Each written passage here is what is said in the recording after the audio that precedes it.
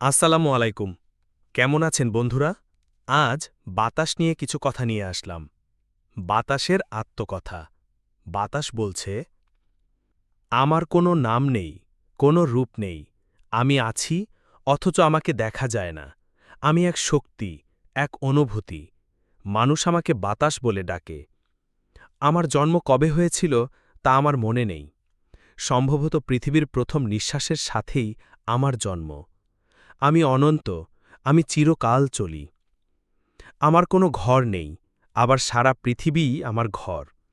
আমি কখনো হিমালয়ের বরফ ঢাকা চূড়া থেকে শীতল দীর্ঘশ্বাস হয়ে নেমে আসি সমতলে, আবার কখনো সাহারার তপ্ত বালি উড়িয়ে নিয়ে যায় দূর দূরান্তে।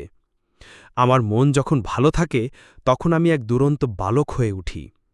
ছোট শিশুর ঘুড়িকে আকাশে উড়িয়ে নিয়ে যায়, তার হাসির সাথে মিশে যাই।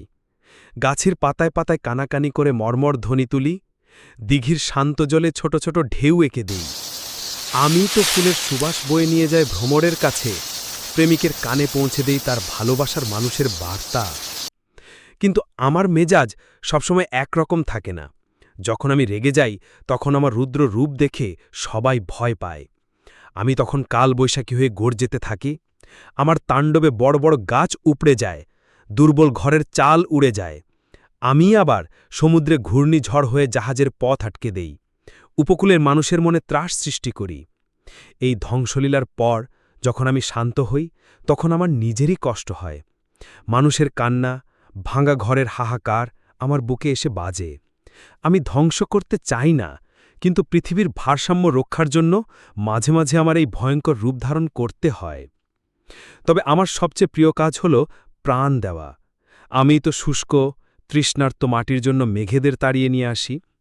আমার বয়ে আনা বৃষ্টিতেই ফসলের মাঠ সবুজ হয়ে ওঠে, কৃষকের মুখে হাসি ফোটে।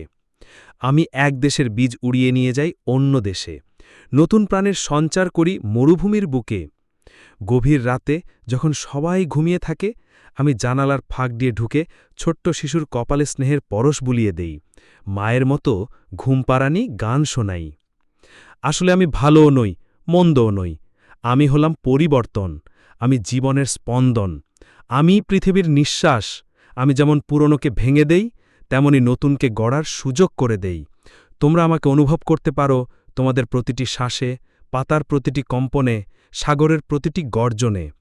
আমি চলছি, আমি চলতেই থাকব, পৃথিবীর শেষ নিঃশ্বাস পর্যন্ত। গল্পটি শোনার জন্য ধন্যবাদ।